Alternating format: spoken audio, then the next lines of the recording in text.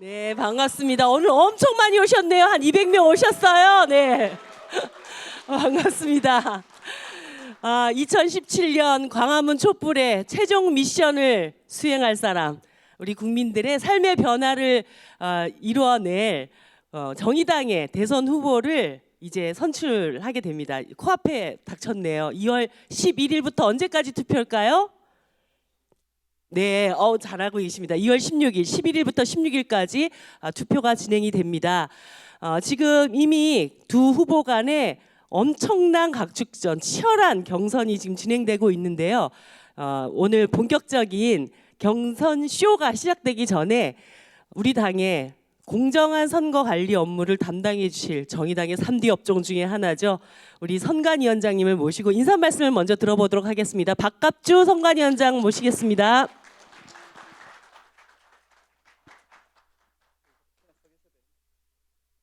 네, 반갑습니다. 당원 여러분. 제가 주로 실무적인 일을 많이 하기 때문에 이런 인사말을 하는 게 좀 어색합니다. 우리 당의 대통령 후보 경선을 주관하고 있는 중앙선거관리위원회 위원장 박갑주입니다. 당원 여러분이 다 알고 계신 것처럼 우리 당을 대표하기 위해서 출마하신 두 분은, 제가 무척 존경하시는 두 분은, 비유하자면 한 분은 대표이셔서 당의 조직을 대표하고 한 분은 교육연수원 부원장이시죠.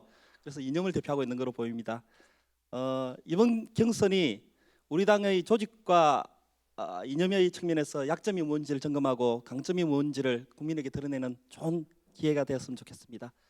저는 그렇게 알고 있습니다. 세계사적인 사건은 변방의 작은 결의 또는 투쟁에서 시작되는 경우를 많이 봤습니다. 비록 우리 당 경선이 충분히 주목받고 있지 못하지만 짧게는 이번 대통령 선거에서, 길게는 뭐 내년에 지방선거 그리고 한국 정치사에 있어서 파란을 일으키는 그런 경선이 되었으면 좋겠습니다. 그런 변방의 작은 결의, 뭐 이그나이트 그 뜻대로 투쟁의 불꽃을 점화시키는 그런 결의가 되었으면 좋겠습니다. 감사합니다. 예, 제 소개를 빼먹었습니다. 저는 정의당의 지금 대선 기획단장을 맡고 있습니다. 대선 승리를 위해서 제 한 몸을 불사를 그런 각오로 이 자리에 서 있는데요. 오늘부터 여러분들이 많은 관심을 가지고 지켜보고 있는 두 후보의 숨겨진 매력을 다 보실 수가 있게 됩니다. 지금 오늘 이 방송은 정의당 페이스북 페이지에 라이브 방송으로 진행이 되고 있고요. 지켜보고 있는 이 자리에 오시지 못한 당원분들이나 국민 여러분들께서 두 후보에게 질문하고 싶은 것들을 페이스북 페이지에 댓글로 달아주시면 반드시 그 질문을 후보들께 해드리도록 하겠습니다. 그리고 지금 앞자리에 놓여 있는 노란색 종이 다 보이시죠? 이 종이에다가 한 분에게 한 번의 기회를 드리겠습니다. 후보에게 질문하고 싶은 내용을 키워드로 적어주시면 저희들이 그중에 몇 분을 선정해서 나중에 이 쇼가 끝나고 난 다음에 질문의 기회를 드리도록 할 테니까요. 열심히 보시면서 어떤 질문을 할까 고민해 주시기 부탁을 드립니다. 뻔한 경선은 가라. 우리 국민들에게 정의당 후보들의 매력을 마음껏 발산시킬 수 있는 오늘 유세 방식은 이그나이트 쇼로 진행이 됩니다. 이그나이트 쇼는 불꽃처럼 활활 타오르는 15초 동안 자신이 전달하고자 하는 메시지를 전달을 하시는데 총 3개의 주제를 각각 5분씩, 그리고 5분 안에 15초의 프레젠테이션에 자신의 이야기를 담아서 총 20장의 이야기를 전개해 나가는 방식입니다. 그래서 5분 동안 20개의 프레젠테이션에 대한 후보의 정견을 발표하는, 그것이 이제 3개의 세트로 진행이 된다라는 말씀을 드리고요. 지금 후보는 지금 2명이 나와 계십니다. 후보 양력이나 이런 것들은 뭐 자막으로 다 나가고 있을 거라고 생각이 드는데, 여러분들이 잘 아시는 정의당의 상임대표인 심상정 후보와 그리고 정의당의 교육연수원 부원장인 강상구 후보, 이 두 분이 심상정, 강상구, 강상구, 심상정, 심상구, 강상구 이렇게 3세트로 진행이 된다라는 말씀을 드립니다. 전체 주제는 첫 번째 주제는 나를 소개합니다. 그래서 후보의 스토리를 5분 동안 발표를 하게 될 것이고요. 두 번째는 새로운 대한민국의 구상이라고 해서 후보의 비전과 공약을 5분 동안 발표를 하게 됩니다. 그리고 세 번째는 정의당 대선 이렇게 치르겠습니다. 각 후보의 대선 전략을 5분 동안 발표를 하게 될 것입니다. 재밌겠죠? 기대되시나요? 네, 그러면 여러분들 두 후보에게 힘찬 박수를 한번 보내주시기 부탁드립니다.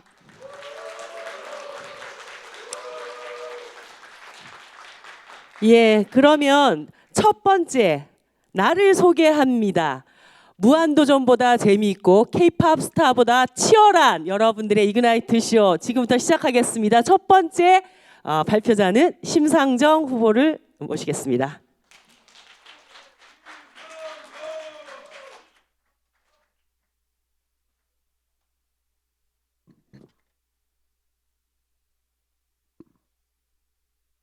저 후보가 바뀌었다는데요. 강상구 후보가 먼저라고 합니다. 죄송합니다. 이것도 쇼의 일부입니까? 죄송합니다. 네. 자, 다시 한번 강상구를 외쳐주십시오.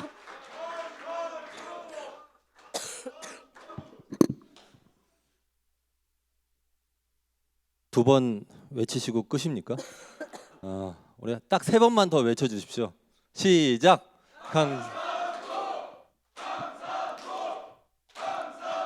네, 후보자는 네, 사회를 보지 않습니다. 그러면 죄송합니다. 지금부터 시간이 책정되기 때문에 지금부터 이그나이트 쇼를 시작하도록 하겠습니다. 예, 1971년 전북 김제에서 태어났습니다. 학교 다닐 때 모범생 그 자체였습니다. 학교에서 하라는 건 다 했습니다. 어른들은 저를 보고 미소를 지었습니다. 제가 공부를 잘했거든요. 고등학교 체육대회 날 며칠 전이었습니다. 선생님께서 엄마 모시고 와서 김밥 먹고 그런 것도 좀 하면 좋잖아 이렇게 말씀하셨습니다. 그 말도 곧이곧대로 들었습니다. 어머니를 모시고 온 건 전교에서 저 한 명이었습니다. 어머니 양손에 김밥이 들려 있었습니다. 김기춘, 우병우의 후배가 됐습니다. 1학년생 모이는 학교 행사에 270명 중에 30명만 왔습니다. 대학생 되더니 학교만 안 듣는구나 이렇게 생각했습니다. 학교 행사가 아니라 학생회 행사였습니다. 그때 거기를 안 갔어야 했습니다. 학생운동을 시작했습니다. 강경대가 맞아 죽고 열 몇 명이 분신하던 그 해였습니다. 법대생들 가운데 전경을 향해 가장 먼저 뛰어간 한 명이었습니다. 그렇게 열심히 학생운동을 한 결과로 1995년 조직사건이 났습니다. 경찰은 잊지도 않은 저런 제목을 붙였습니다. 저까지 두 명은 도망쳤습니다. 1년 넘게 수배 생활을 했고 한 명은 나중에 기자로 일하다가 교통사고로 죽어버렸습니다. 잡히지도 않고 죽지도 않은 단 한 명이 됐습니다. 부모님의 얼굴에서는 미소가 사라졌습니다. 졸업 후 공단을 찾아가기도 했고 IT 업체에 취직해서 일도 했습니다. 냉소도 미소도 없었던 나날이었습니다. 계절 바뀌는 줄도 모르고 일만 했습니다. 대통령 소속 의문사 진상규명위원회 조사관이 되었습니다. 30대 초반은 역시 또 저 한 명이었습니다. 하루에 10시간씩 조서를 받다 보니까 손목에 무리가 갔습니다. 한동안 컴퓨터를 아예 못 쳤습니다. 지금도요, 오른손으로는 마우스를 사용하지 못합니다. 2003년 민주노동당에 입당했습니다. 최초의 진보정당 원내 진출의 현장에 같이 있었습니다. 부자에게 세금을, 서민에겐 복지를, 지금도 미소가 번집니다. 가장 아꼈던 공약은요, 서울대 폐지였습니다. 아이를 낳고 육아휴직을 했습니다. 진보정당 최초의 육아휴직자입니다. 아이 엄마가 뱃속에서 1년을 키웠으니까 그 다음은 제가 1년을 키우겠다 이렇게 호기롭게 선언했었는데요. 속으로는 대충 놀면서 좀 쉬어야 되겠다 이렇게 생각했습니다. 계획은 수포로 돌아갔습니다. 아이 키우는 건 말도 못하게 힘든 일이었습니다. 우울증도 생겼고요. 디스크도 얻었습니다. 1년간 진심으로 소원이 밤에 8시간 통잠 자는 것이었습니다. 실패했습니다. 밤마다 차라리 철야농성이 낫겠다 이렇게 생각했습니다. 당에서 부대표 대변인을 했습니다. 구로위원장으로 민중의 집을 만들었습니다. 전국 최초 방사능 안전급식 조례 제정 주민 발의 운동, 신종플루 특진비 반환 운동도 저의 작품입니다. 지역위원장으로서 부끄럽지 않은 한 명이었다고 저는 자부합니다. 노동밖에 노동이지만 언론이 주목조차 하지 않았던 노동자들을 조직했습니다. 방문간호사, 요양보호사, 학교급식 조리 노동자. 남들이 더럽다고 해도 저는 그냥 제 일을 할 수 있었으면 좋겠습니다. 그때 만난 공중화장실 유지관리원 노동자의 말씀입니다. 미소와 눈물이 범벅인 시절이었습니다. 스위스 다보스 포럼 반대 시위, 아프가니스탄 구호 활동, 칸쿤 WTO 강요회담 반대 투쟁 등 국제연대 활동도 활발히 했습니다. 여러분, 제가 세계민중의 집 연합회 회장입니다. 스웨덴 활동가들하고 술 먹다가 우리끼리 만든 조직이고요. 아무도 모릅니다. 새벽에 일어나서 공부도 하고 글도 쓰고 그렇게 합니다. 99년에 신자유주의의 역사와 진실을 썼습니다. 박근혜 후보에게 타격을 결정적으로 주겠다는 생각으로 독재자의 자식들을 썼는데 작업이 늦어져서 당선 다음 날 출판됐습니다. 세월호 참사 이후에 대한민국에서 안전하게 살아남기도 냈습니다. 육아일기도 책으로 출판했습니다. 저는 그 365일 솔직히 하나도 안 아름다웠는데요. 출판사에서 저렇게 제목을 붙여야 팔린다고 하더라고요. 오마이TV에서 강상구 조성주의 쾌걸진보 패널로 활동했었고 노유진 정치카페 시즌2도 맡았었습니다. 요거는 앞으로 기회가 생기면 더 잘 해보도록 하겠습니다. 국회 본회의장에 앉지 못하고 빚더미에 앉았습니다. 그렇지만 저는 압니다. 진보 정치의 성과는 비록 몇몇 유력 정치인으로만 남았지만 이름 없는 그 수많은 활동가들의 피와 땀으로 일궈진 것입니다. 정의당의 진짜 스타 플레이어이자 영웅들은 그분들입니다. 지금도 정의당은 지역과 부문에서 그 숱한 냉소 속에서도 분투하는 그 모든 사람들에 의해 지탱되고 있습니다. 나 홀로 빛난 사람은 선도하는 리더십일 수는 있어도 당의 진짜 영웅들과 함께하는 리더십은 따로 있습니다.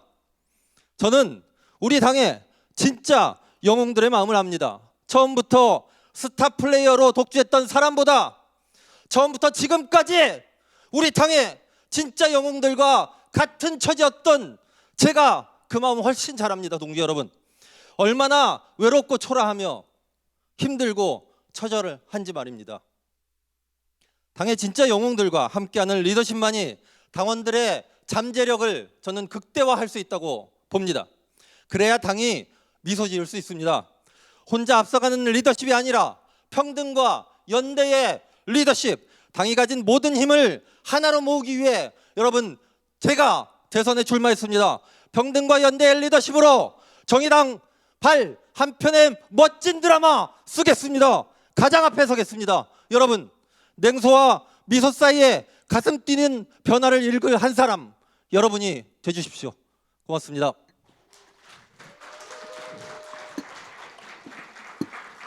네. 여러분 보고 있으니까 5분이라는 시간이 굉장히 길다는 거를 느끼시죠? 예, 이렇게 준비된 쇼는 그래서 굉장히 중요하다는 생각이 다시 한번 듭니다. 우리 강상구 후보에게 뜨거운 박수 한번 다시 부탁드립니다. 네, 두 번째 후보의 스토리 나를 소개합니다. 심상정 후보의 발표가 있겠습니다. 큰 박수로 모시겠습니다.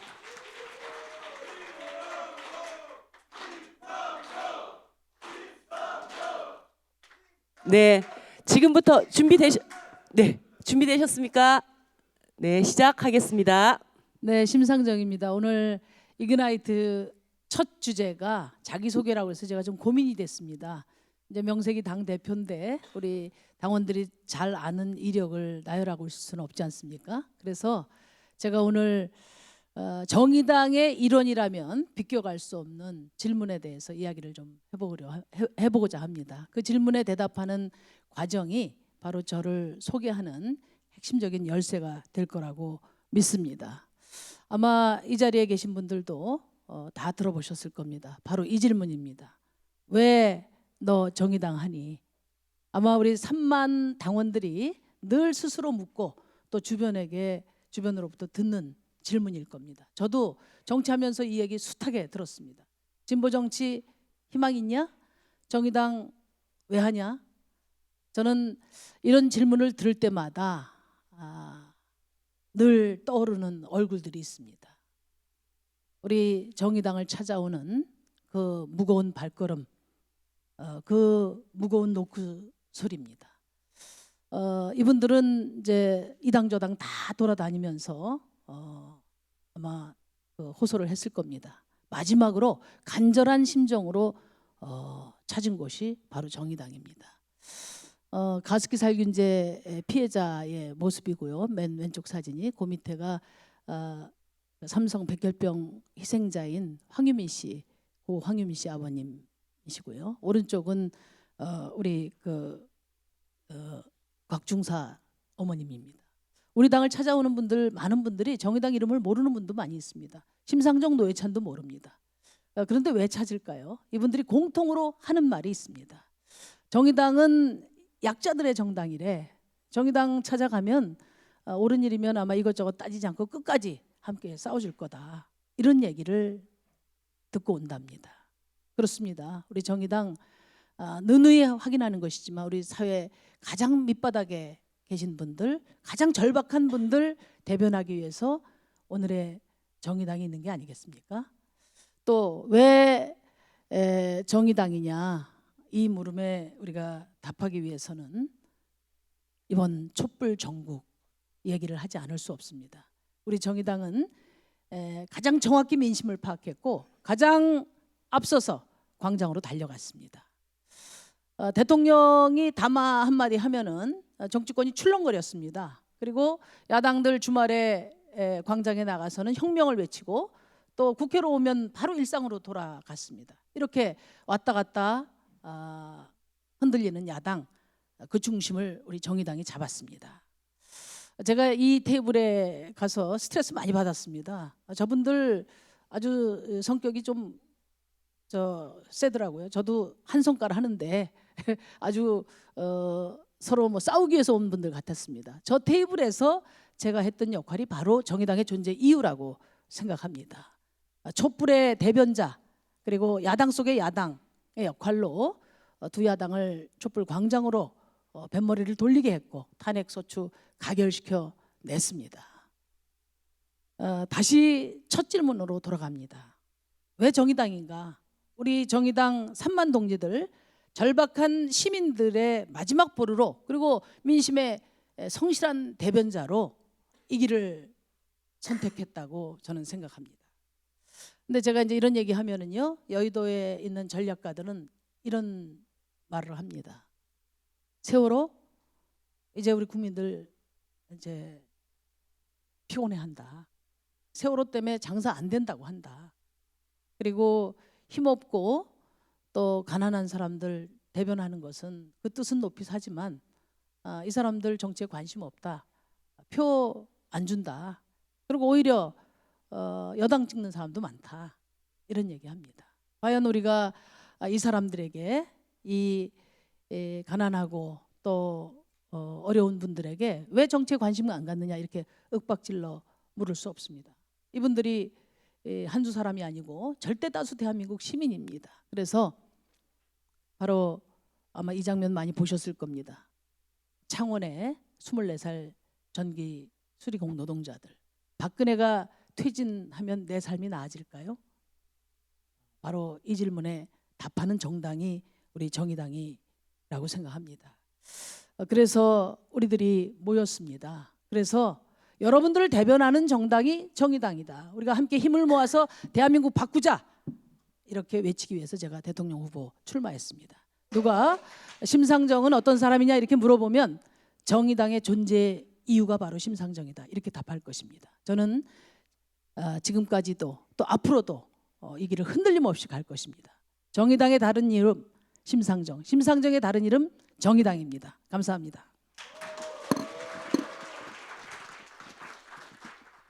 예. 이제 두 분에 대해서 잘 알게 되셨죠? 아직 미흡하신가요? 네. 질문을 계속 페이스북 페이지 라이브로 올려주시기 부탁을 드립니다. 다음 발표로 넘어가겠습니다. 다음 발표는 이제 이런 내가 대한민국을 이렇게 바꿔 나가겠습니다. 대한민국의 변화를 어떻게 이뤄 나갈 것인지 비전과 공약을 발표하는 시간이고요. 방식은 똑같이 5분 동안 20개의 프리젠테이션으로 진행이 되겠습니다. 이번 차례는 심상정 후보가 다시 나와서 발표를 하시겠습니다. 이번에는 맞습니다. 심상정 후보 맞습니다. 큰 박수로 다시 부탁드립니다.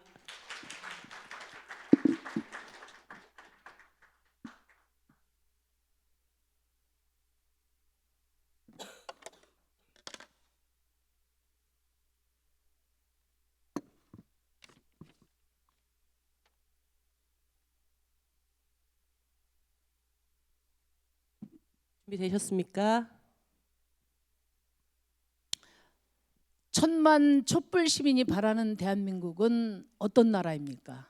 천만 촛불 시민이 꿈꾸는 나라는 바로 우리 정의당이 이루고자 하는 그런 나라라고 저는 생각합니다. 엉뚱하지만 저는 그 답을 유튜브에서 찾았습니다.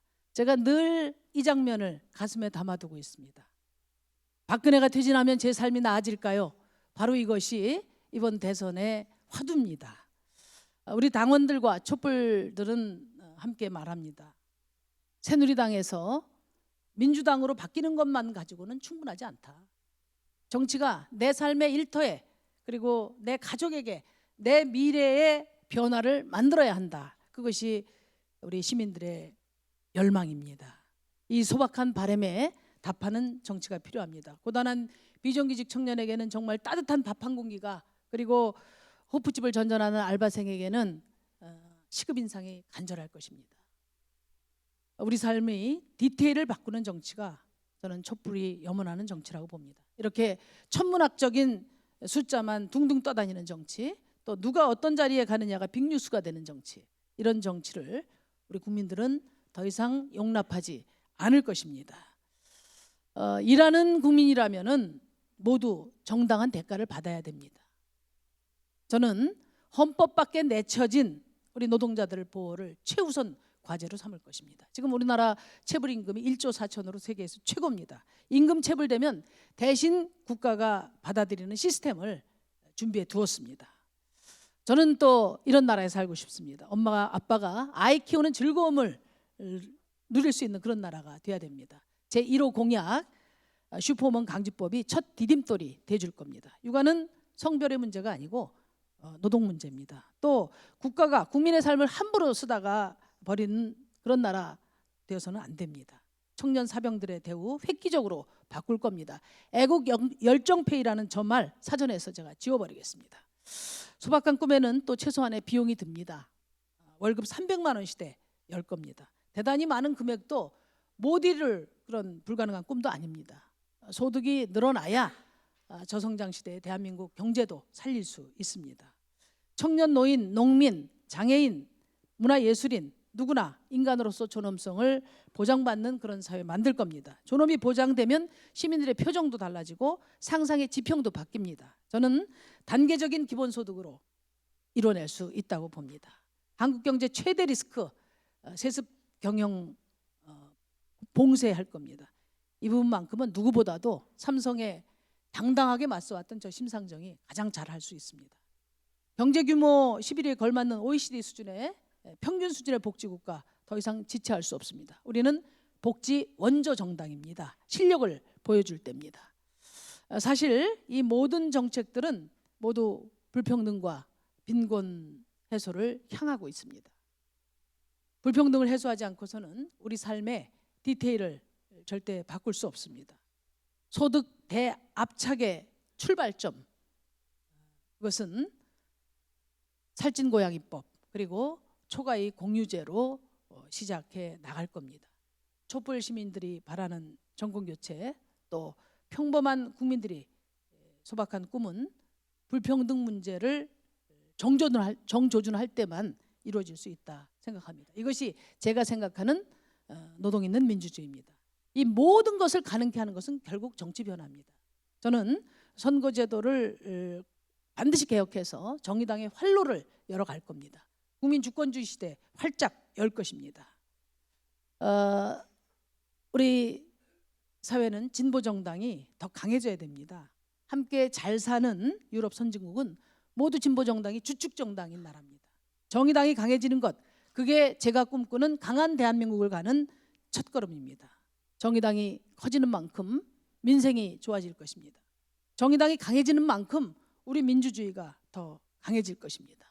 이제 추운 거리에서 1천만이 나가지 않아도 되는 사회, 그리고 땀 흘려 일하는 모든 사람들이 대접받는 사회, 저희 정의당이 만들 겁니다. 당원 여러분과 함께 신명나게 진군해 갈 것입니다. 우리 정의당의 승리를 여러분과 함께 만들어 가겠습니다. 감사합니다.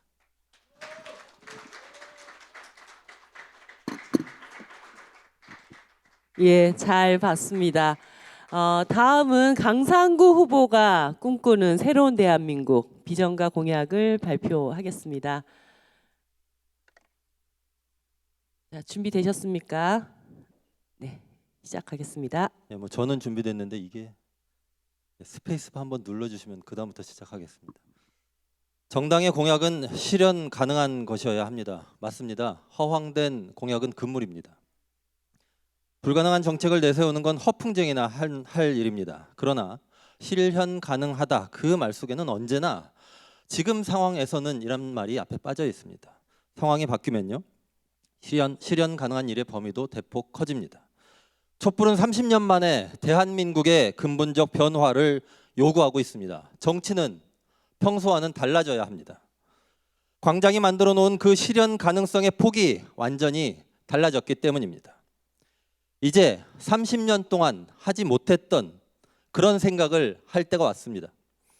대한민국을 그런 방식으로 바꾸면 정말 좋긴 하겠지만 그동안 과연 실현 가능할까라고 의심했던 생각들 이제는 끄집어내야 합니다. 정치가 국민의 요구에 복무하여 이상을 현실로 만들 수 있는 때가 있다면 지금이 바로 그때입니다. 역사의 한복판에서 과거의 습관을 반복해서는 안 됩니다. 30년간 익숙했던 그 관행, 현재 상황을 판단할 수 있는 기준이 더 이상 아닙니다. 전 세계를 둘러봐도 그렇습니다. 세계사가 대전환의 시대를 맞고 있습니다. 스페인 포데모스의 30대 당수 이글레시아스, 70대 사회주의자 미국의 버니 샌더스, 그 반대편에선 트럼프 대통령, 그리고 영국에서의 최근 브렉시트 현상, 애매한 것들은요 설 자리를 잃고 있습니다. 촛불혁명 그 뜻을 잇는 우리 더 이상 애매해서는 안 됩니다. 진보정당으로서의 정체성을 분명히 하자고 제안드립니다. 다른 야당과 50보 100보 이야기 이제 그만 들읍시다. 우리는 다른 야당과 아예 가는 방향이 다르다는 것을 천명해야 됩니다. 우리가 이제 애매함의 탈을 벗고 분명한 자기 정체성을 선언할 때 촛불의 이상을 선도할 수 있습니다. 필요한 것이요 바로 정의당의 좌클릭입니다. 오른쪽의 그림은 마우스 왼쪽을 누른 사진입니다. 진보정당답게 말해야 됩니다. 그리고 진보정당답게 움직여야 됩니다. 정의당이 좌클릭해서 촛불의 버킷리스트를 온 힘을 다해 밀어붙여야 됩니다. 촛불이 바라는 사회, 특권 세습 집단과 재벌을 해체하고 새로운 세대, 차별받는 시민과 권력 그리고 자원을 공평하게 나누는 평등한 연대사회입니다. 이를 위한 강상 9대 좌클릭 정책을 제안합니다. 좌클릭 첫 번째, 금융자본 좋은 일만 시켜주는 신자유주의 방식 말고 노동자와 소비자, 하청업체의 권력을 주겠습니다. 유명무실한 현행 사회이사 대신에 노동자, 소비자, 하청업체 대표로 이루어진 사회이사 제도를 도입하겠습니다. 좌클릭 두 번째, 기간산업 국가통제입니다. 국민연금, 산업은행 지분을 통합 관리하는 산업혁신위원회를 국회 통제 아래 두겠습니다. 이를 통해 재벌과 관료에 포획되었던 전통적 기간산업을 국민이 통제할 수 있도록 하겠습니다. 좌클릭 세 번째, 대학연합입니다. 서울대 폐지를 뛰어넘어 대학연합을 만들겠습니다. 국공립대 통합 네트워크에 원하는 사립대학교까지 포함시키고 공동전형, 공동학위 시행하겠습니다. 좌클릭 네 번째입니다. 주택 공개념, 주택 문제가 정말 중요합니다. 수많은 정책으로도 해결되지 않았던 것이 바로 이 주택 문제입니다. 다주택자 고율 과세로 1가구 다주택 소유 체제를 해체하고 집 많은 사람들이 집을 팔지 않을 수 없도록 만들겠습니다. 집값 떨어뜨리겠습니다. 무주택자의 주택 소유 가능성을 높이겠습니다. 대한민국 정부 출범 이후 최초의 개혁은요, 토지 재분배였습니다. 촛불 이후 새로운 정부의 첫 번째 개혁, 주택 재분배가 될 것입니다. 5번째입니다. 청년 사회 상속 및 부채 탕감 하겠습니다. 청년 희년을 선포하고 20대 부채를 탕감하겠습니다. 연 5조에 달하는 상속 증여세를 20세가 되는 청년에게 나눠주는 사회 상속 제도를 도입하겠습니다. 6번째, 큰 얘기 좀 하겠습니다. 이른바 혈맹이 추진하는 사드 배치가 한국 경제를 죽이고 있습니다. 사드 배치 반대를 넘어 한미동맹, 그러니까요, 트럼프와의 동맹 이제 재검토해야 될 때가 왔습니다. 영원한 우방이나 영원한 적, 여러분 그런 것 없습니다. 좌클립 7번째입니다. 선제적 군축, 한반도 비핵화, 한반도 평화 실현. 평화협정 선도로 북핵 폐지를 이끌어내겠습니다. 선제적 군축을 통해 남북 재래식 무기를 줄여나가겠습니다. 장기적으로 한반도 평화 실현 및 중립국가 방안을 모색하겠습니다. 8번째입니다. 성별, 종교, 사회적 신분뿐만 아니라 연령, 인종, 장애, 성 정체성 등에 따른 차별 금지를 헌법에 넣겠습니다. 낙태 비범죄화, 장애인 이동권, 교육권, 자립생활권, 다양한 성적 지향에 대한 차별 금지, 이주 노동자 및 아동의 법적, 실질적 시민권 확립 등 사회적 약자와 소수자를 보호할 수 있는 방어막을 만들겠습니다. 마지막 9번째입니다. 노동조합에게 책임을 진지하게 요구하겠습니다. 고소득 노동자 임금 인상분의 50%로 추가 실업수당 기금을 만들고 노동조합이 직접 운영하는 한국형 겐트 시스템을 만들겠습니다. 겐트 시스템은 북유럽에서 노동밖의 노동을 노동조합에 합육해 하는데 결정적 역할을 했던 제도입니다. 동지 여러분, 정의당의 변화 없이 대한민국의 변화는 없습니다. 벌써부터 후퇴하고 있는 저 거대 야당들, 여기에 강상구가 제안하는 9대 정책을 중심으로 정의당의 좌클릭, 그리고 대한민국의 근본적인 변화를 위한 설계에 돌입합시다. 향후 30년 평등한 연대의 나라로 가자는 촛불의 이상, 강상구와 함께 이상을 현실로 만들어 갑시다. 고맙습니다. 예, 두 후보 간의 비전과 정책 공약의 차별성 많이 느껴지시나요? 예, 재밌습니까? 예, 이제 이 재미있는 쇼가 한 세트밖에 남지 않았다는 거. 마지막 세트는, 자, 이때까지 나는 이렇게 하겠다고 말씀을 하셨는데 정의당의 대선을 어떻게 치러서 우리 정의당원들과 국민들에게 승리를 안겨다 줄 것인지 대선 전략에 대해서 이야기를 들어보는 순서입니다. 주제 3 정의당 대선 이렇게 치르겠습니다. 강상구 후보부터 발표해 주시겠습니다. 시간이 갈수록 박수도 더 세져야 되지 않겠습니까? 예, 힘찬 박수 보내주십시오. 예, 2번 연속 나오는 게 참 힘든 일이네요. 예. 2단부터 중요하지만 급한 일, 중요하지만 급하지 않은 일. 여러분들은 이 두 가지 일 중에 무엇부터 하십니까? 당연히 중요하고 급한 일부터 하실 겁니다. 그런데요, 중요하지만 급하지 않은 일 어떤 게 있습니까? 운동, 공부, 좋은 사람 만나는 일, 그런 것들이죠. 그리고 이런 것들은 급하진 않지만 정말 중요한 일입니다. 하지만 언제나 뒷전입니다. 한국 정치에서는 중요하지만 급하지 않은 일로 취급되었던 것, 바로 진보정당의 성장입니다. 진보정당의 성장이라는 그 오래된 과제는 정말 중요한 일이었지만 언제나 후순위였습니다. 거학을 막는 게 급했습니다. 우린 자주 퇴장을 요구받았고 덕분에 주인공은 언제나 다른 사람들이었습니다. 벌써 30년입니다, 여러분. 유럽 복지국가의 토대가 되었던 진보정당, 삶의 질이 높은 전 세계의 어느 도시를 가더라도 항상 그곳에 견인차였던 진보정당은 그래서 아직도 대한민국에서 변변치 않습니다. 지금 중요하면서도 급한 일은 물론 정권 교체입니다. 당연합니다. 바꿔야 됩니다. 그런데 주인공은 우리가 아닙니다. 잘한 건 없는 거대 야당이 이번에도 주인공입니다. 가만히 있으라. 이 말이요. 저 비통한 말, 대선을 앞두고 어쩌면 우리가 우리 자신에게 하는 말일지도 모릅니다. 우리가 우리의 독자적인 노력을 하면 할수록 정권 교체에 방해가 되는 것 아니야 하는 의심, 괴롭습니다. 그러나 우리에게는 정의당만이 할 수 있는 우리의 역할이 있습니다. 우선 진보정당인 우리가 정권 교체의 내용과 방향을 묻는 일까지 포기할 수는 없습니다. 대선 국면에서의 선명 야당 역할, 그건 우리밖에 못합니다. 그뿐이 아닙니다. 우리의 역할은 그것보다 훨씬 더 많습니다. 대이변, 정의당에서 모두의 예상을 깨고 강상구 후보가 당선됐습니다. 당원 여러분, 이런 소식 우리 힘으로 만들고 싶지 않으십니까? 대답 한번 해주시죠. 이런 소식 듣고 싶지 않으세요? 예, 다행입니다. 대부분이 대답을 해주셨어요. 제가 인지도가 낮아서 고민이시면 그런 걱정은 안 하셔도 됩니다. 제가 다른 후보와 비교해서 부족한 점은 딱 그거 하나 유명세입니다. 그런데요, 2주 후면 그 문제 해결됩니다. 여러분들이 저를 뽑아주실 것이기 때문입니다.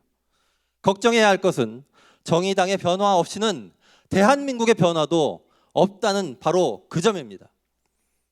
강상구 대선 후보 선출, 이렇게 해야 정체되어 있는 당이 살아 움직입니다. 낡은 리더십의 교체에 당원들이 움직입니다. 국민들의 관심도 되돌아옵니다. 당을 지지하지만 당의 유력 후보는 지지하지 않았던 유권자들, 정의당을 믿었지 않게 생각했던 진보정당 지지층 모두 제가 돌아오게 하겠습니다. 대선 후보로서 저는 첫 번째 좌클릭 정의당의 비전으로 기성 후보들을 압박할 것입니다. 그 속에서 혜성처럼 등장한 40대 후보의 거침없는 진취성은 대선판 전체를 왼쪽으로 이동시킬 것입니다. 둘째, 선거연합 구걸하지 않겠습니다. 차기 정부에서도 선명 야당을 할 각오로 움직이겠습니다. 정권교체의 결과 야당이 또다시 새누리당이거나 새누리당 출신 당인 그런 상황, 한국 정치의 비극입니다, 여러분. 그들은 없어져야 할 당입니다. 또다시 야당으로라도 생존해서는 안 됩니다. 한국 정치를 독식했던 거대 양당과 그 양당에서 파생된 당들, 이 끈질긴 양당 체제를 극복하기 위해 우리는 필사적이어야 합니다. 우리는 정권 교체도 해야 되고요, 야당 교체도 해야 됩니다. 개혁을 방해하는 수구 야당을 못 끌어내리고 개혁 앞에 미온적인 여당을 제대로 견제하는 일, 그게 우리가 할 일입니다. 그래야 독일식 비례대표제든 또 다른 정치 개혁이든 가능합니다. 국민이 바라는 것은 물론 정권 교체지만 그렇다면 국민들이 정의당에 바라는 것은 무엇인지 숙고해 주십시오. 대선, 당당한 도전의 성과만으로도 향후 당을 크게 성장시킨 사례는 얼마든지 있습니다. 특히 2002년 대선은 민주정부 수립과 진보정당 성장 토대 마련 두 가지가 동시에 이루어진 해이기도 합니다. 우리가 할 일이요, 대선에서 선전하고 그 이후 3년간 수구 보수 세력의 청산, 진보정당의 극적 도약을 이뤄내는 것입니다. 대선의 성과를 바탕으로 우리는 다가오는 지방선거와 총선을 통해 이후 30년의 정치의 판을 다시 짜야 됩니다. 그것이 거대한 항쟁의 시기에 촛불을 계승하는 진보정당의 자세입니다. 국민에 대한 정의당의 예의입니다. 그러므로 당원 여러분, 우리 새롭게 전열을 정비합시다. 평등과 연대의 새로운 리더십을 세우고 앞서 말씀드렸던 목표를 우리 모두의 목표로 분명히 한다면 여러분, 못할 것이 없습니다. 낡은 독단적인 리더십이 만들었던 우리 안의 패배주의, 우리 내부의 무기력 호소드립니다. 이제 버려주셔도 됩니다. 항쟁이 3개월 만에 대격변을 이뤄냈던 것처럼 우리도 3년 만에 대한민국의 격변을 이뤄낼 수 있습니다. 그것을 향해 여러분 함께 나아갑시다. 저와 함께 좌클릭 정의당의 출발을 알리고 향후 3년 독자적 성장 계획을 후퇴 없이 밀고 나가는 것, 이를 위해 강상구를 정의당의 대통령 후보로 만드는 것, 그것이 정의당의 최선의 대선 전략입니다. 정의당 제19대 대통령 후보 강상구, 당과 대한민국을 바꾸는 가슴 뛰는 변화를 이제 시작하겠습니다. 고맙습니다.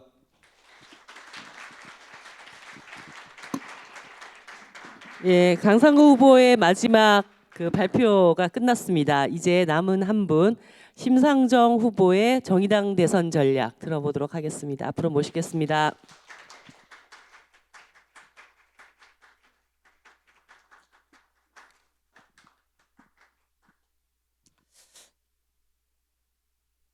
예, 당원 여러분, 요즘 뉴스 보면서 이번 대선 어떻게 될지 마음이 복잡하실 것 같습니다.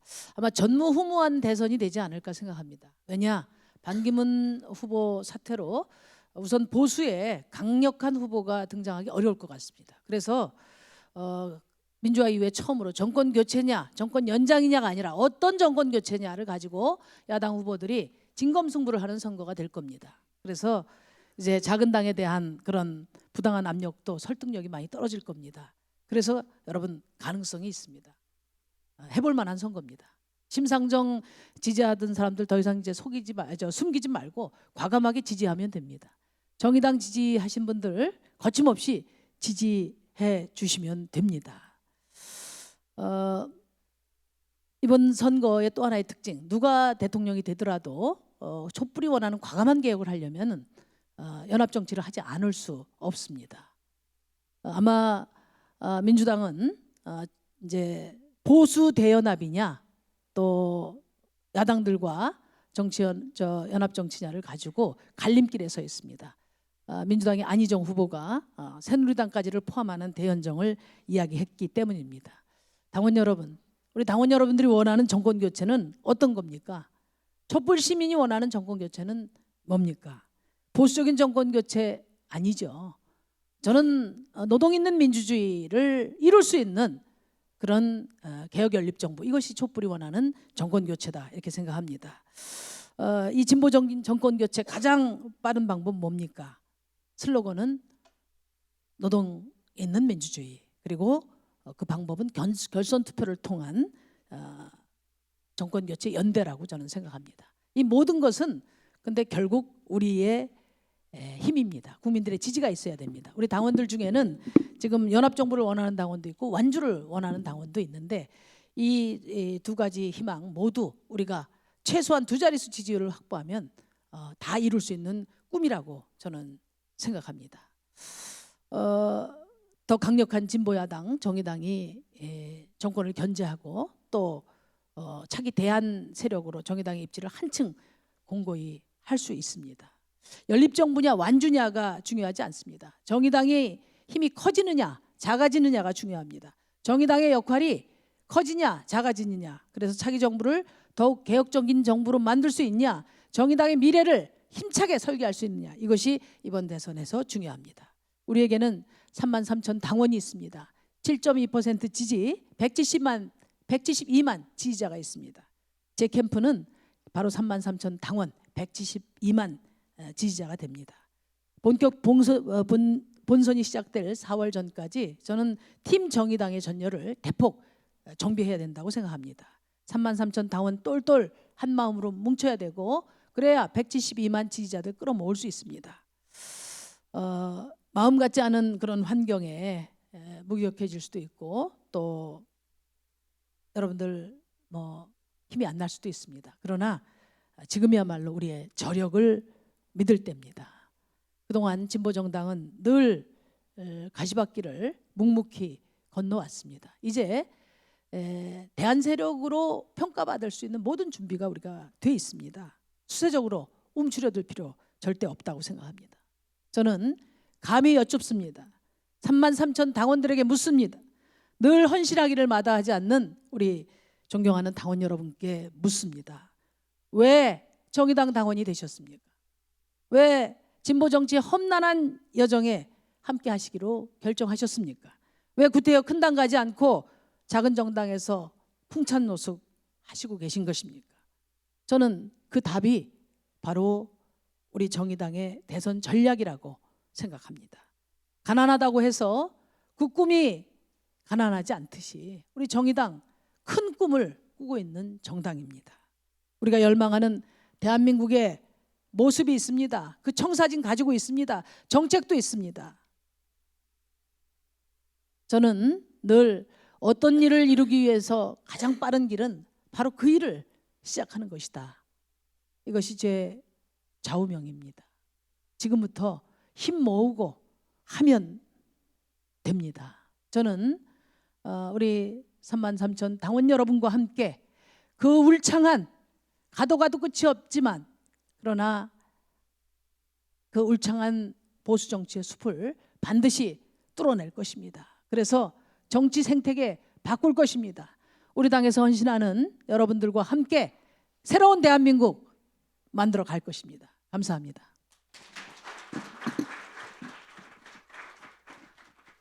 예, 이것으로 후보자들이 준비한 세 세트의 그 이그나틱 쇼는 이미 이제 끝났습니다. 이제 자리를 세팅하고 후보자들에 대한 질문에 대한 답변을 듣는 시간을 가질 텐데요. 여러분들 자리 세팅하는 동안 지금 앞에 있는 노란색 종이 다 이렇게 한번 들어보세요. 예, 거기에 무언가를 적으신 분들도 있고 아직 백지 상태로 놓여 있는 종이도 있는데 후보들에게 질문하고 싶은 것 아까 세 가지 주제가 있었지 않습니까? 예를 들어 후보 소개에 관한 것, 그 다음에 대선의 비전과 공약에 관한 것, 그 다음에 대선 전략에 관한 것 이런 각 항목에 대한 질문 내용을 다 적으실 필요 없고요. 키워드만 적어주시면 저희들이 그 키워드를 보고 질문의 기회를 드리도록 하겠습니다. 여러분들도 정의당 페이스북 페이지 얼굴 한번 나오고 싶으시죠? 안 나오고 싶으세요? 자, 열심히 일단 질문을 적어주시면 여기 자리 정도 누가 하시나요? 예, 자리를 좀 정비해 주시기 부탁드립니다.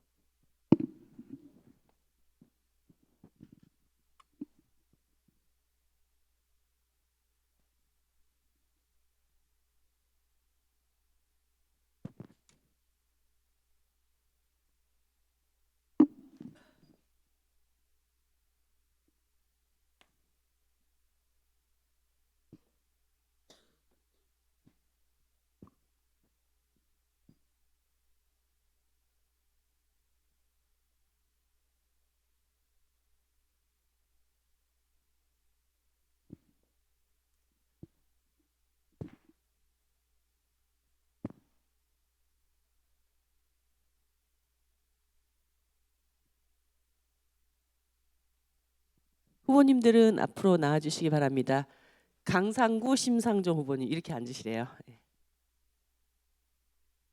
그리고 그 객석에 질문을 받으실 보조 사회자를 좀 소개를 시켜드리도록 하겠습니다. 아시다시피 제가 지금 한쪽 다리에 기부스를 한 상태이기 때문에 제가 직접 여러분들께 가서 질문을 받고 싶지만 오늘은 그럴 형편이 못 돼서 우리 대변인실의 최혜미 차장께서 오늘 여러분들의 질문을 성심성의껏 잘 받아주실 거죠?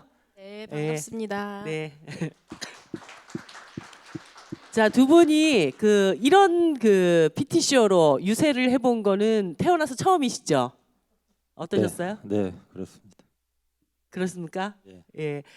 각자가 자신의 PT쇼에 대해서 점수를 매긴다면 100점 만점에 몇 점을 주고 싶으신지 제가 질문을 먼저 좀 드릴게요. 우리 심상정 후보님은 몇 점을 주시고 싶습니까? 또 낙제하면 안 되니까 한 50점 됐습니다. 우리 보좌관들이 준비는 100점으로 했는데 네. 제가 좀 준비가 좀 많이 부족했습니다. 아, 그렇습니까? 50점. 우리 강상구 후보님은 저는 하고 나서 가만히 생각해 보니까 옛날에 그 대학 때 유세하듯이 한 게 아닌가 이런 후회가 지금 많이 되고 있습니다. 제가 이제껏 보지 못했던 강상구 후보의 새로운 면모를 오늘 보게 됐어요. 제가 원래 동네에서 유세할 때는 이거보다 훨씬 잘하거든요. 네.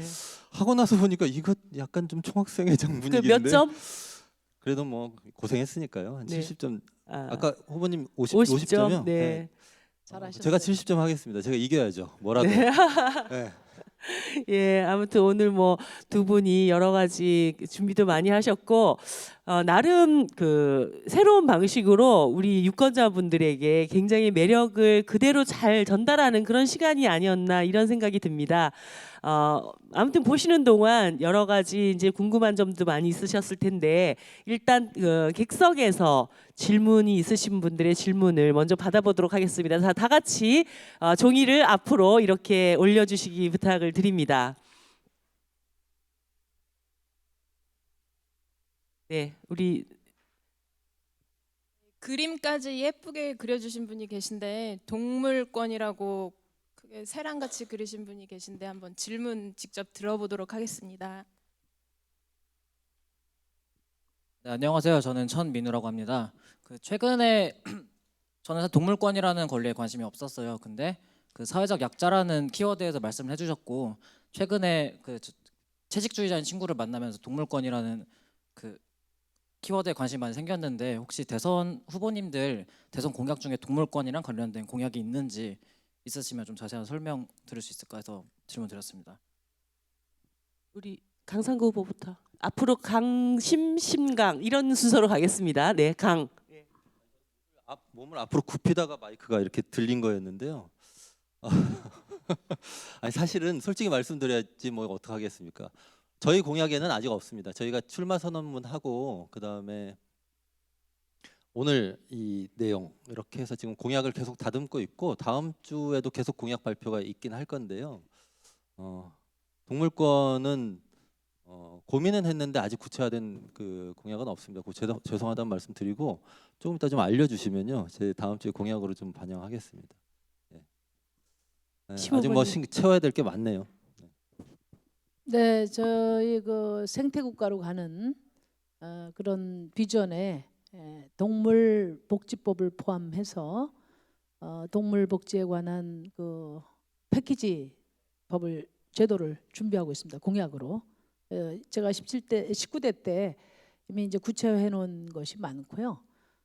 그리고 이제 최근에 동물 화장장 문제를 비롯해서 실제 현안으로도 많이 되고 있습니다. 동물 화장장 문제, 또 이 식용 개 사육 문제 이런 부분에 대해서 특히 이번 AI 사태를 보더라도 이 공장식 사육 문제에 대해서는 좀 대전환점이 마련돼야 되지 않을까 이렇게 생각을 합니다. 답변이 되셨죠? 예, 그다음 질문 한번 다시 들어보시면은 뭐 굉장히 긴 질문이 두 분에게 꼭 하지 않고 한 분에게만 콕 집어서 질문하시는 것도 몇 차례는 허용을 드리겠습니다. 네. 네, 구체적인 질문 내용 없이 숫자만 적으신 분이 계신데 질문 내용 한번 들어보도록 할게요. 예, 안녕하세요. 이재화입니다. 딴 건 아니고 이게 들으면서 인터넷 찾아봤더니 이렇게 옛날에 저는 너무 어렸을 때라서 잘 모르는 분인데 권영길 씨라는 분이 2표로 받으면서 시작을 했대요, 진보정당이. 아마 세 분은 잘 아시겠지만 저는 잘 몰라요. 그래서 찾아봤는데 근데 그만큼 정의당이라는 당이 예전에 진보정당이라는 이름을 받아왔던 당들에서 뭔가 마침표를 찍고 새로 시작하는 기분이라서 이 정도는 그래도 받아야 하지 않을까, 퍼센트를 떠나서. 그렇게 하고 그 다음 선거에서 뭐 300만 표 정도 받아서 뭐 비례대표도 많이 됐고 했으니까 그런 의미에서 이 두 분이 이 정도 숫자를 받기 위해서 뭔가 머리를 쓰시고 있는 게 있는가, 아니면 이 정도 숫자를 뭔가 고민을 하고 있는, 이 숫자가 아니라도 이렇게 퍼센트가 아니라 우리가 몇 표는 받겠다라는 게 있는가를 여쭤보고 싶어요. 93만 7천 표. 심상정 후보님부터. 근데 너무 꿈을 작게 꾸고 계신 거 아니에요? 뭐 당연히 그 이상은 넘어서야 되죠. 네? 그건 또 너무 과하고 저희 당 지지율이 있습니다. 최근에 이제 좀 많이 내려갔지만 저는 그런 이제 액면가 평가는 아니라고 보거든요. 지금 이제 대선 국면에서 눌린 지지율인데 저희 지지율이 평균 6, 7%는 됩니다. 그렇기 때문에 최소한 그 지지율을 넘기는 것이 이번 대선의 목표다 이렇게 생각하고요. 저는 뭐 두 자릿수 이상을 목표로 당연히 우리 당이 해낼 수 있다. 우리 당의 잠재력으로 볼 때 그렇게 생각합니다. 지금은 이제 제가 우리 전국위원회 때도 말씀드렸는데 아마 3월 한 중순 이후까지는 아마 뭐 큰 정당들 내부 경선 쪽으로 모든 국민들의 관심이나 여론이 집중될 겁니다. 그래서 상당히 고독하고 외로운 싸움이 될 수 있지만 우리가 이 2달 동안 저와 또 우리 당원들이 혼연일체가 돼서 우리 당원들이 힘 모으고 또 1차 지지자들 결집하고 그리고 캠페인을 시작하면 각 당의 후보가 정해져서 5당 후보들이 도열될 쯤 되면은 전 우리 당 지지율 이상을 만들어낼 수 있고 그래야 된다고 생각합니다. 그리고 제 목표는 우리 정의당이 이번 대선에서 두 자릿수 이상을 확보를 해서 차기 대안 세력으로 확고한 중심을 잡는 것입니다. 강상구 후보님. 예, 말씀하셨던 그 95만 표가 제가 아까 설명드렸던 그 2002년 대선에서 권영길 후보가 얻었던 그 표일 거예요. 3.3%였나요? 예, 3. 하여튼 몇 프로 그 표였고요. 우리 당 지지율 정도가 나와주면 그거보다 곱하기 2 정도 될 거기 때문에 지금 뭐 인구수 변화가 있지만 200만 표 가까이 될 거다. 근데 그러려면 사실은 그걸 얻기 위해서 우리가 남은 기간 동안 무엇을 어떻게 할 것인가가 당연히 굉장히 중요합니다. 근데 기본적으로 벌어질 상황은 이런 거죠. 후보들이 굉장히 많잖아요. 근데 각 당들이 경선을 하고 나면 정리가 될 거지 않습니까? 뭐 민주당에 유명한 후보들이 많지만 결국 한 명 남을 거고요. 그다음에 국민의당 한 명 남을 거고 뭐 이런 식인데 그러면 최종적으로 남는 후보는 4명, 뭐 5명 이렇게 될 겁니다. 그 안에서 기본적으로 정의당이 갖고 있는 존재감이라는 게 있습니다. 다만 이 존재감이 분명히 사람들에게 다가가기 위해서는요. 다른 야당과는 명확하게 다른 목소리의 얘기를 할 수 있어야 된다고 하는 것이죠. 근데 그런 점에서 봤을 때 최근에 다른 당과 우리 당의 정책이 비슷하다. 그러니까 야당들 정책이 구분이 안 간다.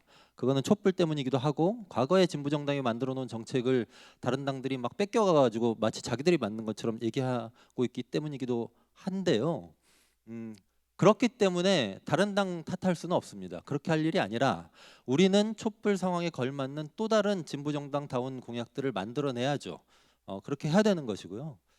그 공약으로 제가 아까 말씀드렸던 좌클릭 9대 정책 이런 것들을 제시 드리는 겁니다. 그 정책은 과거 같으면 굉장히 급진적 좌파의 정책이라고 해가지고 말도 못 꺼내게 했을 정책들이 굉장히 많아요. 근데 지금은 87년 6월 항쟁 이후로 30년 만에 다가온 국가 대개조의 시기이고요. 그렇다면 진보정당이 정의당이 저 정도 수준의 선명하고 분명한 한국사회 변화의 방향을 제시를 해야 된다. 그렇게 해야 다른 당 후보들과 명확히 구분이 되고요. 그랬을 때 지금 우리 당을 지지하지만 이재명 후보 지지하는 사람들이 있잖아요. 큰 당 후보니까 지지하는 것도 있지만요.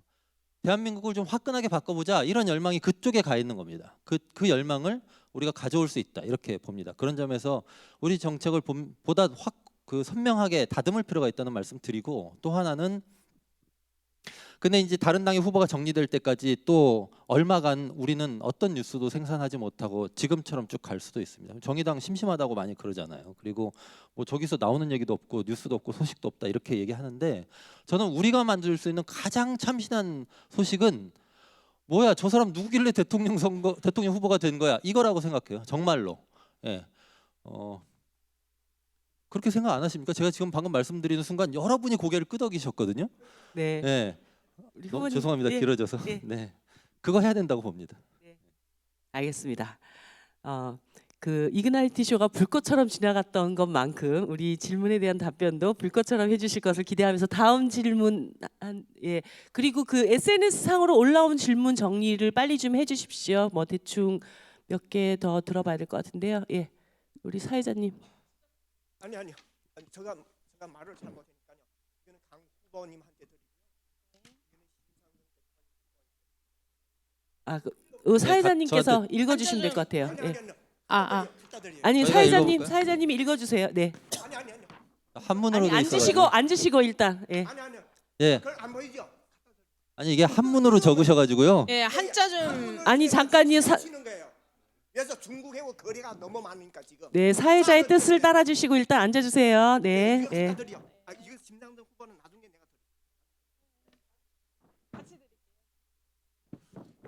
네, 그 내용을 한문인데 제가 그러면 다음 질문, 그냥 다음 받겠습니다. 질문자 좀 들어. 예, 네, 저희가 우리 저기 받겠습니다. 청소년 질문자 질문을 먼저 좀 받아주십시오. 네, 저 청소년 질문자. 네, 다시 한번 질문들 여기 들어주세요. 제가 먼저 지목을 했습니다. 네.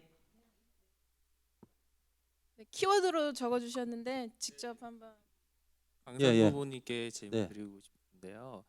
첫 번째는 기간 산업 통제를 국회에서 해야 된다고 특정을 해주셨는데 기간 산업이 정확하게 어떻게 특정을 하고 싶으신지 국회는 죄송합니다. 그 뒷부분 제가 못 들었습니다. 기간 산업이라고 했을 때 예. 어디까지의 기간 산업을 말씀하시는 건지가 좀 궁금했고 또 국회라고 특정을 해주시는데 국회의 누구가 라는 게 좀 특정이 안 돼 있는 것 같았고요. 두 번째 질문은 좀 두 후보 모두님들께 드리고 싶은 질문인데 청소년 관련한 정책들이 어떤 것들이 있는지에 대해서 좀 궁금합니다. 강상구 후보님은 두 개 질문 빨리 답변해 주시고. 예, 예, 예. 국가 기관 산업을 제가 아까 말씀드릴 때 재벌과 관료에 포획되어 있다 이렇게 말씀드렸습니다. 그러니까 우리가 생각하는 국가 기관 산업은 사실 정하기 나름이긴 하지만 예를 들면 자동차, 철강, 조선, 화학, 전자, 그다음에 뭐 IT업 이런 거 다 포함하는 거예요. 포함하는 건데요. 이게 이런 산업들이 원래 그러면 민간업 재벌들이 원래부터 소유하고 있었던 것이냐? 일부는 물론 공기업이 가지고 있습니다. 뭐 발전이라든가 자회사 민영화되고 이렇게 했지만요. 근데 이런 산업들은 사실 과거에 73년에 박정희 정권 때 종합 그 산업화를 선포하고 정부가 집중적으로 그 지원을 하면서 성장했던 것이거든요. 무슨 말씀이냐면 국가를 경유해서 국민의 돈으로 성장시켰던 것이고 이것을 그 총수 개인들이 자기 이익을 위해서 가지고 있을 이유가 전혀 없습니다.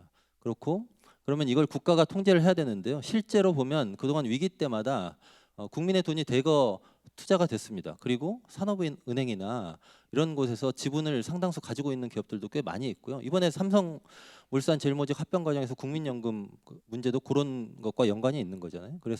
그래서 산업은행과 국민연금 지분을 산업혁신위원회를 만들어 가지고 그쪽에서 지분을 관리하되 이것을 국회가 통제하자는 것은 그 지분 관리와 관련한 그러니까 뭐 예를 들면 이사회의 결정이라든가 경영 방침을 그 정하는 문제라든가 이런 것들을 국회에 보고하고 국회에서 관리 감독할 수 있도록 하는 시스템을 만들자는 것입니다. 그러니까 뭐 국회 안에 어디서 하자 이런 건 중요한 문제는 아니고요. 국회에 그렇게 할 수 있도록 하면 되는 겁니다.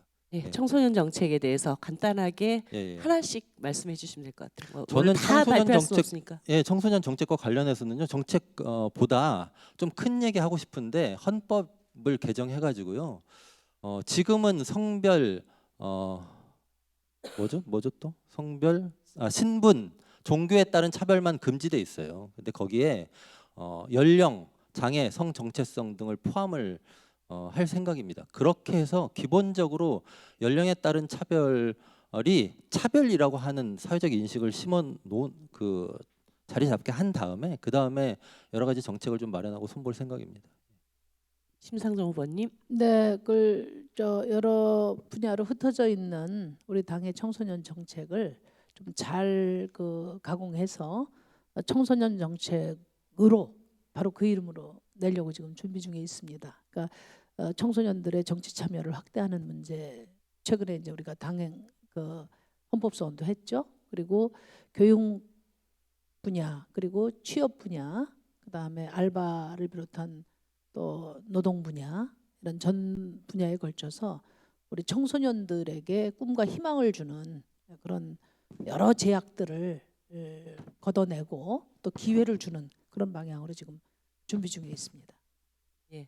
그 아까 주신 선생님 그 질문은 질문이라기보다는 뭔가 이렇게 당부의 말씀인 것 같은데 어떤 내용인지 한번 읽어만 주시고 다음 질문 받겠습니다. 우리 강상구 후보님은 어떤 예, 말씀 받으셨어요? 한글로 된 걸 제가 읽겠습니다. 노동의 희망, 시민의 꿈, 새 역사를 만드는 이 위대한 도전에 정의당이 모두 동참합시다. 이렇게 말씀해 주셨습니다. 네, 힘찬 네. 격려의 말씀이었습니다. 우리 제가- 심상정 후보님은 네, 이 격려 자보를 주신 것 같아요. 대한민국 만세, 대통령은 정의당에서 나온다. 감사합니다. 네. 고맙습니다. 아 진짜 감사합니다. 이게 제 걸 읽을 때는 아무도 박수를 안 치시더니 예. 네. 이런 미묘한 그 배분 좀 잘 해주시기 대통령이 바랍니다. 정의당에서 나온다 그 대목 때문에 박수를 저 쳤다는 문구를 것이죠. 저한테 주셨으면 훨씬 좋았을 텐데 아쉽다는 말씀 드립니다. 네. 자, 시간이 많이 지났기 때문에 우리 그 장애인 당원이 한 분 오셨기 때문에 또 질문을 안 받아볼 수는 없습니다. 우리 최미 당원께서. 대선 후보 두 분께 질문 드립니다. 장애인 자립과 직업 재활에 관해서 가지고 있는 공약들이 있으시면 말씀해 주세요. 금천구 당원 이평호 님입니다. 네.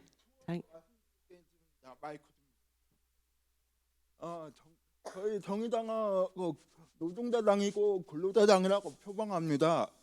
대표적으로 그렇겠고요. 그런데 현재 쭉 역대 정권들이 내려오면서 장애인 정책들은 여러 가지 펴입니다. 그런데 그 실효는 일어나지가 않습니다. 또 한 가지가 그 예를 들어서 장애인 고용공단에 700억이라는 돈을 쌓아놓고도 현재 장애인들은 급여가 작아서 한 달 일해도 차비도 못 건집니다. 이런 것들에 대해서 문제점, 제가 얘기 드린 문제점 말고 다른 문제점들을 인식하고 계시고 그에 대한 방안이 있으신지 그게 궁금합니다. 그 장애인 자립생활 관련된 부분뿐만 아니라 후보님들께서 꼭 이런 문제들은 장애인 정책 공약으로 강력하게 실천하겠다는 의지를 가지신 부분이 있다면 말씀을 해주시면 될 것 같아요. 우리 이번에는 심상정 후보님. 네, 우선 그 탈시설 그 정책을 실효성 있게 전체적으로 제고하는 데 초점을 두려고 생각 중이고요. 특히 그 장애인 생활 그 보조인 급여를 인상하는 것이 가장 시급하다 이렇게 생각합니다. 그밖에 우리 당이 그동안에 일관되게 견지해왔던 뭐 부양 의무 가족 제도를 폐지한다든지 등급제를 폐지하는 그런 정책들은 계속 추구해 나가겠습니다. 그 사실은 뭐 요즘에 제일 중요하게 대두되는 거는 자립생활지원법 관련한 거잖아요. 그러니까 시설에서 나와가지고 지역에서 함께 어울리면서 살 수 있도록 해야 된다 이런 건데, 근데 보면은 시설은 점점 늘어나고 있고 오히려 제가 알고 있는 게 맞죠. 시설은 점점 늘어나고 있고 그다음에 시설에 대한 정부 지원도 전혀 줄지 않은 상태에서 계속 그 시설이 좋은 것처럼 이렇게 되고 있고요. 그다음에 제가 갖고 있는 문제의식 중에 하나는 그걸 넘어서기 위해서 자립생활을 해야 된다 이래가지고 그 지역 곳곳에 자립 그 생활 지원센터를 만들었는데 이 지원센터의 역할이 자립생활을 제대로 지원하는데 초점이 맞춰져 있느냐, 그리고 이 장애인 지역 자립생활을 위해서 정부가 그것 이외에 별도의 그 지원 정책을 고민하고 있느냐 이런 걸 따져보면 좀 평가할 부분이 굉장히 많다고 봐요. 그런 점에서 사실 장애인 지역 그 자립생활을 위한 지원은 지금까지 생각했던 것을 훨씬 뛰어넘는 획기적인 어떤 새로운 발상이 있지 않으면 정말 당분간 단시간 안에 해결될 수 있는 문제가 아니구나 이런 생각 요즘 좀 많이 합니다. 그런 점에서 그 문제에 대해서 좀 집중해가지고 고민할 필요가 있겠다 싶고요. 그 다음에 그 노동권 관련해서도 뭐 어떤 법정을 보면은 장애인은 예외로 두는 조항들이 있습니다. 그것 때문에 임금이 낮기도 하고 막 이런데 그런 문제 다 손 봐야 되고요. 그다음에 교육권도 그렇고 이동권도 그렇고 이동권의 경우에는 법은 만들어졌지만 실제로 그러면 현실에서 그게 지자체들이 다 저상버스 제대로 도입하고 이렇게 하느냐, 그렇지 않잖아요. 이런 문제들도 꼼꼼히 좀 그 정돈해야 될 필요가 있다 싶습니다. 그러니까 법제도 마련, 그다음에 이것에 아주 세밀한 집행이 양자에서 굉장히 생각도 더 크게 가져야 되고요. 그다음에 집행은 아주 그 바늘끝처럼 촘촘하게 해가야 되고 이런 두 가지 노력해야 되는 거 아닌가 싶습니다. 네. 근데 제가 제 공약에 뭐 말씀드렸지만 계속 지금 채우고 있는 거여서 아까 동물권도 그랬는데요. 장애인 정책도 당 공약 이외에 제가 따로 만든 건 없거든요. 그것도 같이 고민을 나눠주셨으면 좋겠습니다. 예. 네, 잘 들었습니다. 그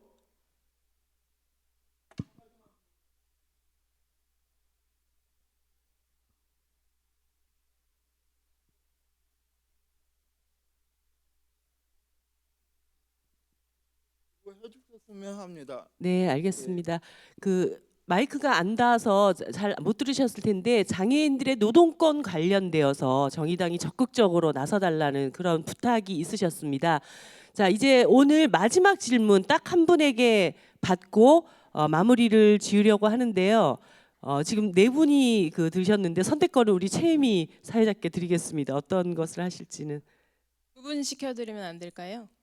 그러면 두 분의 질문을 한꺼번에 받고 답변도 한 번에 듣는 것으로 그렇게 하겠습니다. 네.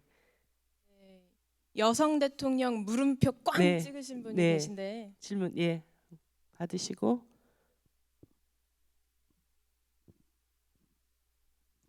안녕하세요. 저는 무당이고요. 무당 김경옥이라고 합니다. 무당은 아직 당이 없다는 얘기고요.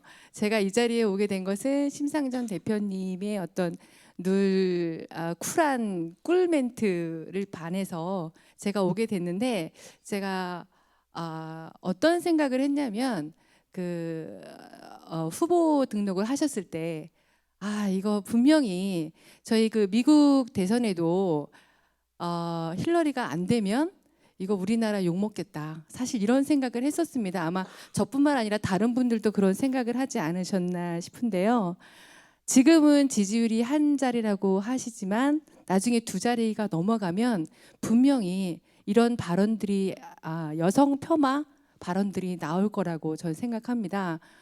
지금 우리나라가 어떻게 이렇게 됐는데 또 여성 대통령이라고 사람들이 의문을 던지지 않을까 싶어서 심상정 대표님께서 생각하시는 그런 분들께 드리고 싶은 꿀 멘트 한번 날려주십시오.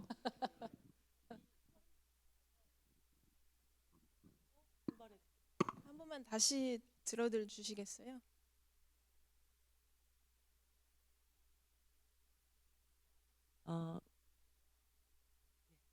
네, 뭐 기본소득제 슬로건 청년 정치 활성화 이렇게 있는데요. 땡기시는 질문. 저 요즘 핫한 기본소득 좀 땡기네요. 한번 네, 기본소득제 땡겨 봅시다. 질문 듣겠습니다. 네, 안녕하세요. 안신정이라고 합니다. 저는 두 의원님께 다 질문을 드리고 싶은데요. 요즘 기본소득제가 되게 핫하잖아요. 저는 이게 되게 좋은 정책이라고 생각을 하는데, 사실 현실적으로 생각을 해보면 재원 조달이라든지 뭐 행정적인 이런 여러 가지 문제가 있는데, 이와 관련해서 두 의원님의 생각을 듣고 싶고요. 혹시 공약에 이런 공약이 없다면 이와 비슷한 공약이 어떤 것이 있는지 말씀해 주시면 좋겠습니다. 감사합니다. 이번에는 강상구 후보님부터 하겠습니다. 예, 의원이라고 불러주셔서 고맙습니다. 기본소득제 지금 대한민국에서 의논되고 있는 기본소득제는 제가 보기에는 원래 기본소득제 취지하고는 딱히 들어맞는 건 아닌 것 같아요. 그러니까 원래 기본소득제는 정말로 모든 사람한테 최소한 먹고 살 만한 돈을 정말 주는 거거든요. 근데 지금 얘기되는 기본소득제는 여러 가지 이유 때문에, 예를 들면 돈이 너무 많이 들어가요. 너무 많이 들어가서 뭐 예를 들면 계층별로 혹은 연령 계층별로 나눠서 원래는 거기다가 수당이라는 이름을 붙여가지고 주면 되는 돈을 기본소득이라고 이름을 붙여가지고 제도를 설계하는 경우가 있어요. 그런 경우가 있고, 그다음에 기본소득 해가지고 막 돈 계산까지 해가지고 한 달에 얼마씩 주겠다고 발표한 이재명 후보 같은 경우에도 실제로 그 액수가 그렇게 큰 돈이 아닙니다. 그래서 이게 정말로 기본소득의 취지에 맞는 거냐 하면 저는 딱히 그렇다고 보이지는 않아요. 게다가 기본소득이 정말로 제대로 실현되면 그게 복지국가이냐 하는 문제와 관련해서도 기본소득은 모든 사람한테 똑같이 돈을 나눠주는 겁니다. 근데 거기서 쟁점은 그러면 그 기존에 있었던 각종 공적인 사회복지 제도들은 어떻게 되느냐 하는 거죠. 예전에는 그 돈이 그 재원이 의료보험으로도 가고 어디로도 가고 이렇게 갔단 말이죠. 그래서 평소에는 돈을 안 쓰다가 아프면 그 의료보험 그 국민건강보험공단에서 돈을 받아서 그 쓸 수 있었던 건데 그런 거는 어떻게 되는 거냐? 근데 보통 기본소득 얘기할 때는 그런 건 다 정리되고 그냥 돈을 나눠주는 거예요. 그러면 그거를 쓰던 아니면은 잘 모아놓고 있다가 나중에 아플 때를 대비하든 이게 자기 개인적인 판단에 따른 것이고요. 무슨 말씀이냐면 기본소득이 기존의 그 사회적 복지를 약화시키는 방향으로 가는 경향이 있다는 겁니다. 그리고 북유럽의 그 유럽 국가에서 우파들이 기본소득 하는 건 그런 것 때문이거든요. 그래서 저는 기본소득은 좋은데요. 그리고 그 말만 수입됐지 실제로는 수당에다 이름을 바꾸는 형식으로 도입되고 있기 때문에 그 문제의식은 그 나쁜 건 아니지만 그리고 당은 지금 기본소득을 고민하고 있습니다. 그래서 그 고민은 그 고민대로 저는 그 당원의 한 사람으로서 함께 해야 된다고 보지만요. 기존의 공공복지를 강화하는 고민을 늦춰서는 안 된다. 이렇게 생각을 하는 편입니다. 네. 그리고 저한테 대한 질문은 아니지만 말 길어져서 죄송한데 그 전에 대통령들은 다 남자였어요. 이렇게 대답드리고 싶어요. 네. 예, 마지막 답변이기 때문에 박수로 마무리할까요, 강성 후보님? 예. 심상정 후보님 2개의 질문에 답변을 듣도록 하겠습니다. 우리 강상구 후보 말씀을 받아서 제가 더 이야기를 하죠. 지금까지 대한민국의 진정한 여성 대통령은 없었다. 박근혜 대통령은 생물학적으로는 여성이지만 세월호 참사 때 극명하게 보여줬듯이 스스로 여성성을 디스한 분이에요. 그래서 대한민국의 이제 심상정을 최초의 여성 대통령으로 만들어 주십사 하는 저는 설득력이 있다고 생각합니다. 열심히 해보겠습니다. 그리고 기본소득 문제는 이게 뭐 4차 산업혁명을 앞두고 지금 정치권에서도 논란이 되는데 다 기본소득이라고 말은 하고 있지만 그 방향이나 또 구상 또 그 조건을 만들어가는 과정에 대해서는 아직까지 정치권에서 책임 있게 이제 검토해야 될 문제입니다. 이제 그런 것이고 또 그것이 우리 국민들의 삶에 긍정적인 방향으로 기여할 수 있도록 하는 책임은 오롯이 우리 정의당에 있다. 그렇게 생각하고요. 저는 그런 점에서 이게 어떤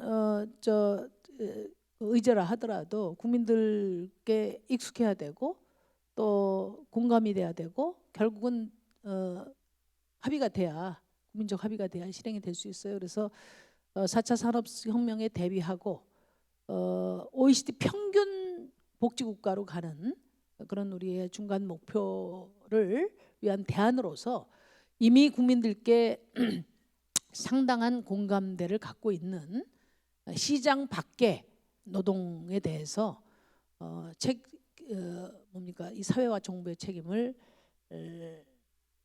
더 적극적으로 실현하는 방법으로 단계적인 제한적인 기본소득제를 제가 공약으로 냈습니다. 그러니까 아동은 자기가 돈 벌 수 없잖아요. 어르신들 지금 20만 원 갖고 안 되거든요. 그다음에 청년들은 일하고 싶어도 지금 일자리가 없습니다. 그리고 농민들은 뼈 빠지게 일해도 생존이 어렵습니다. 장애인들 마찬가지입니다. 그리고 지금 특히 그 문화예술인 영역도 그렇거든요. 그래서 시장에서 노동을 통해서 돈을 벌 수 없거나 또는 열심히 노동을 해도 이 사회 구조상 생계가 유지가 어려운 이런 분야를 기본소득 적용의 1단계로 삼자 이렇게 제가 제안을 해놨습니다.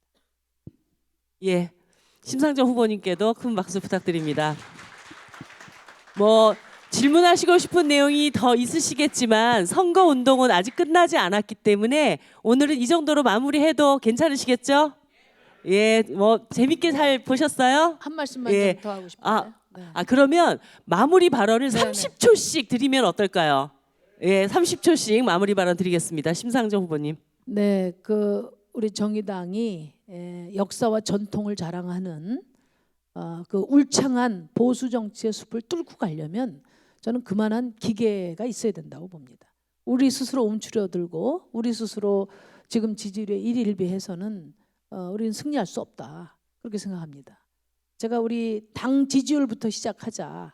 그러려면은 우리 당원들부터 우선 확고하게 이번 대선에서 우리 정의당의 사명, 그리고 우리 촛불 시민이 원하는 노동 있는 민주주의를 기치로 해서 당원들부터 강한 결속을 이루어야 되고, 그래야 지지자들을 불러올 수 있습니다. 그리고 이번에는 정권 교체가 아니라 어떤 정권 교체가 중요한가, 우리 정의당이 중심에 설 때 진보적인 정권 교체, 시민이 원하는 그런 개혁 정부 가능하다는 믿음을 가지고 저는 꿈을 좀 크게 컸으면 좋겠다. 왜 이번에 집권 안 된다고 생각하십니까? 이번에 정의당이 집권한다는 그런 목표를 가지고 6석이라 작은 정당이면 공동 집권하면 되지 않습니까? 우리 당 집권을 목표로 해서 우리 당 대통령 만들면 우리 야당들 다 묶어서 연립정부 구성할 수 있습니다. 집권을 목표로 한 우리 정의당의 힘찬 대선 운동이 시작됐으면 좋겠습니다. 고맙습니다. 강상구 후보님. 예, 뭐 저는 지금 2017년 대한민국이 있는 위치를 역사적으로 잘 판단해야 된다고 봅니다. 그러니까 아까 말씀드렸던 그 외국 곳곳에서 벌어지고 있는 그 세계사적인 대전환이 한국이라고 예외일 수가 없습니다. 그리고 이 대전환의 근본적인 이유는요, 1980년대 이후부터 지금까지 40년 가까이 진행됐었던 전 세계적인 신자유주의의 흐름, 이게 이제 끝났다는 걸 뜻합니다. 근데 그러면 대한 세력이 곳곳에서 극적으로 출연해 줘야 되고요. 그랬을 때 진보 정치가 잘하면 진보 정치에게 힘이 짧은 시간에라도 확 몰립니다. 근데 못하면요, 구구파가 득세합니다. 그런 사례를 우리는 최근에 미국에서 보고 있습니다. 우리의 역사적 과제는요, 이번 대선에만 있는 게 아닙니다. 그런 의미에서 나중에 한 20년쯤 후에 지금을 평가하면요, 아, 이때 좀 길게 볼 걸, 이렇게 평가할 겁니다. 그랬을 때 저는 그 길게 보는 시작이 2020년 대선까지라고 2020년 총선까지라고 일단 보고요. 앞으로 3년 동안 우리가 어떻게 계단을 죄송합니다. 앞으로 3년 동안 우리가 높은 곳으로 성큼성큼 쭉 밀고 올라갈 것이냐 하는 그 장대한 계획을 주눅들지 말고 세워야 된다는 것입니다. 그 계획 아래 이번 대선이 있고요. 이번 대선에서 우리가 저 당이 뭔가 할 것 같은 힘을 갖고 있는 당이고 당원들 눈빛을 보니까 일 내겠구나, 이런 걸 보여주는 게 저는 가장 중요하다고 생각하고요. 그런 점에서 누구에게도 구걸하지 말고 누구에게도 우리한테 뭐 해달라고 하지 말고 오직 우리의 힘, 그리고 우리의 선명한 진보적 정책을 가지고 대선을 뚫고 나가야 된다. 그래서 대한민국에는 전혀 흔들리지 않는 독자적인 세력으로서의 진보정당, 정의당이 있구나라고 하는 인식을 이번에 확실히 심어주는 것이 무엇보다도 중요하다, 이렇게 말씀드립니다. 예. 지금 한 1시간 반 정도 흘렀는데 이번 우리 대선 경선은 대세냐 이변이냐인 것 같습니다. 그런데 역시 대세는 정말 대세다움이 있고 이변은 이변을 일으킬 충분한 어떤 그 자격과 능력이 있다는 것을 엿볼 수 있는 그런 토론회였다고 생각을 합니다. 저는 이번 대선의 정의당 승리의 열쇠 중에 열쇠는 당원들의 참여다, 이런 생각이 드는데요. 앞으로 있을 4개의 권역의 그 당원들 유세, 후보님들의 유세도 열심히 참여해 주시고, 투표는 언제부터 시작일까요? 네, 맞습니다. 2월 11일부터 2월 16일까지 우리 당만이 할 수 있는 진성 당원들의 투표, 당권을 가진 당원들의 투표가 진행이 됩니다. 여러분들 열심히 참여해 주시고 투표해 주시고 우리의 자랑스러운 대선 후보를 통해서 2017년 촛불 미션을 완성해 나가도록 합시다. 이것으로 정의당 대선 후보 이그나이트 쇼를 모두 마치도록 하겠습니다. 감사합니다. 네, 사진 찍으시죠.